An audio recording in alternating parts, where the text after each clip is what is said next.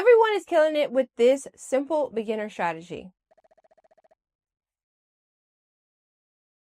Today I was able to make $2,000, but can I tell you the best feeling as a teacher is not just when I win, because what's fun winning by yourself, but y'all, when my students win, that is where it's at for me. So make sure you save this because I'm breaking it down really, really simple. Guess what? I'm going to do you a solid. I'm going to actually teach you completely for free what we did. Come on, let's go to the chart so I can show you. All right, first things first, y'all, we're on the Google chart. And one of the things that I do every morning for my members in the group, I draw levels fresh every morning. And one of the important ones are going to be pre-market levels. So my dotted yellow line are pre-market high and also pre-market low. Another level that you should draw is also yesterday's high and yesterday's low. I also draw those for my members, and those are marked by my solid yellow lines. Okay, so the next thing I want to point out to you, what I'm looking for to get into a trade is a trend, right? We either look for an uptrend or a downtrend. In this case, you can see a lovely uptrend forming here. Okay, so the next thing I'm looking for when it comes to possibly getting into a trade, I would be looking to get into a call here, right? I'm going to be looking for a break of these levels, and specifically this one is 17782. And then on top of that, I want to break and a hold and then a flag to form above that level. Okay, so as you can see here, we have a beautiful flag that formed here, and this was my signal to get into this trade. Okay, so I'm going to mark the flag for you here and here. Okay, so remember here, do not just get into a trade anywhere without knowing your stop loss, my friends. Okay, remember that. So where my entry is on the other side of the flag and my stop loss is simply on the opposite side of that flag. So remember those yellow lines I talked about earlier, right? Those are critical levels. Here is another one, and this is why I marked them, my friends. This was yesterday's high, right? So I marked this level to know to do what? Take profit. That's what critical levels are used for, to take profit, or in my case, that's what I use them for. So I took profit here, and then I want to point out to you another beautiful flag forming once again. Once we broke